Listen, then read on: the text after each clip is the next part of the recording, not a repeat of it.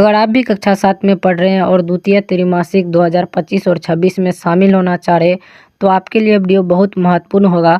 आज की इस वीडियो में हम सामाजिक विज्ञान का जो आपका 15 दिसंबर को जो पेपर होने वाला है उससे ऐसे क्वेश्चन लाए हैं जो कि आपको 100% एग्जाम में आने वाला है। तो चलिए आप इस वीडियो को लास्ट तक देखिए। अगर चैनल पर पहली बार आए तो चैनल को ज़रूर सब्सक्राइब कर लीजिएगा। इस वीडियो में हम आपको सब कुछ बता देंगे, क्या भरना है और क्या नहीं भरना है। तो देखिए यहाँ पे दिनांक दिया हुआ है, जो आपका 15 दिसंबर को जो परीक्षा होगा वहाँ पे दिनांक लिख देना। उसके बाद छात्र छात्रा का नाम है, उसके बाद वर्ग क्रमांक है, उसके बाद विद्यालय का नाम, जो आपका विद्यालय का नाम होगा वो लिख देना है। उसके बाद प्रखंड का नाम है, ये संकुल का नाम आप जानते हैं तो लिख भी दीजिएगा, नहीं तो छोड़ दीजिएगा। उसके बाद जिला का है नाम लिखना। उसके बाद यहाँ पर देखिए वृक्षक का हस्ताक्षर, इसमें ही आपको सिर्फ कुछ नहीं लिखना है, उसके बाद इसमें आपको भर देना है। तो चलिए आगे देखिए, यहाँ पे देखिए निर्देश है, तो विद्यार्थियों के लिए कुछ निर्देश है।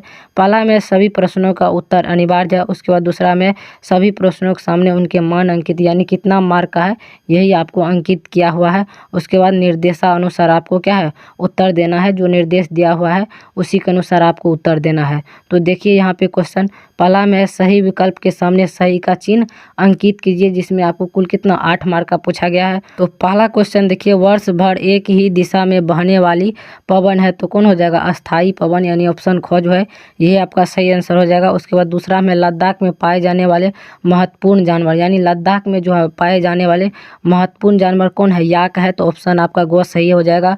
उसके बाद देखिए तीसरा में है मुगल कालीन स्थापित कला सामने चरण कब पहुंचा, तो बताइए कब पहुंचा था, शाहजहां के काल में पहुंचा था, तो ऑप्शन गो आपका सही हो जाएगा। तो यही आपको मार देना है सही आंसर।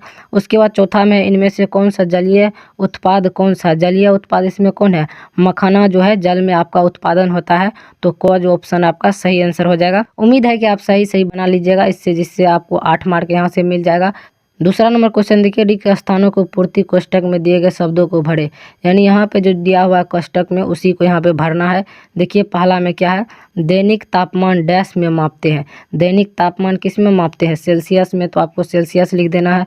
उसके बाद दूसरा नंबर क्वेश्चन देखिए, चक्रवात में कैन डैश हवा का दाब होता है, तो चक्रवात जो होता है उसमें क्या होता है, हवा का जो दाब होता है वह ज़्यादा होता है, तो ज़्यादा आपको भर देना है।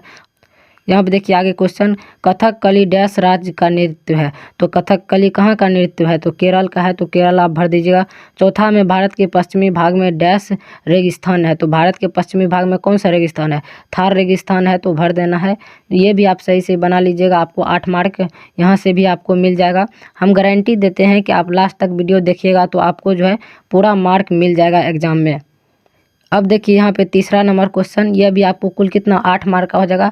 आपका जो पूरा एग्जाम कितना का 50 मार्क का है, तो चलिए यहाँ पे 8 उधर 16 मार्क क्लियर हो गया, अब ये 8 24 मार्क होगा। तो देखिए क का मिलान किससे करना है, बंदरगाह नगर कहाँ हो जाएगा, गोवा हो जाएगा। उसके बाद मीराबाई, तो किससे मिला देना है मीराबाई को, राजस्थान से मिला देना है। उसके बाद देखिए गो में औरंगजेब का मृत्यु, तो औरंगजेब का मृत्यु कब हुआ था, 1707 ईस्वी में हुआ था, तो ऑप्शन ऊपर में जो है उसी को मिला देना है।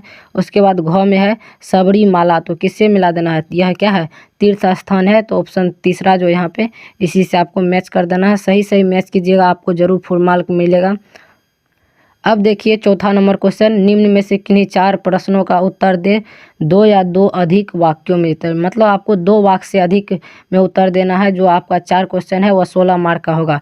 तो पहला देखिए, सुलह ए कुल क्या है, तो सुलह ए कुल क्या अकबर द्वारा चलाया गया एक नीति था जिसका उद्देश्य हिंदू और मुस्लिम एकता को स्थापित करना था, यानी 16 एक कुल क्या था, हिंदू मुस्लिम का एकता को स्थापित करना था, यही आपको भर देना है। उसके बाद दूसरा नंबर देखिए, लोकतंत्र में मीडिया का कार्यों का विवरण करें।